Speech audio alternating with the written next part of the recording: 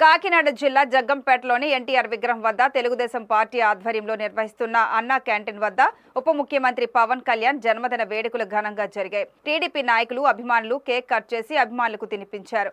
కార్యక్రమంలో ముఖ్య అతిథిగా ఎమ్మెల్యే జ్యోతుల నెహ్రూ హాజరై పేదలకు అన్నదానం నిర్వహించారు.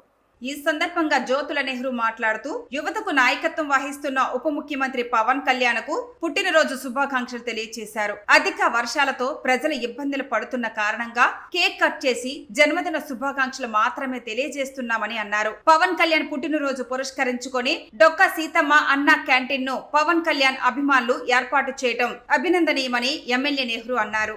ఒక నూతన నాయకత్వంలో ఈ రాష్ట్రంలో పెను మార్పులు వస్తాయని ఆశించాము. ఆ నూతన నాయకత్వానికి నాయకత్వం వహించే పవన్ కళ్యాణ్ గారి యొక్క పుట్టినరోజు సందర్భంగా దీన్ని ఇంకా ఘనంగా చేసుకోవాల్సినటువంటి అవసరం ఉన్నప్పటికీ రాష్ట్రంలో నెలకొన్నటువంటి ఈ అధిక వర్షాల కారణంగా మరి రాష్ట్రం అంతా కూడా ఇవాళ పెను ముప్పులో ఉంది.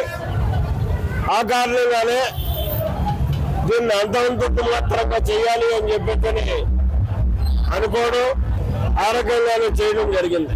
కేవలం ఆయన పుట్టినరోజు సందర్భంగా రాష్ట్ర ప్రజానికానికి ఒకసారి తెలియజేయాలని చెప్పి కేక్ కట్ చేసే ఆయన జన్మదిన శుభాకాంక్షలు చెప్పాం.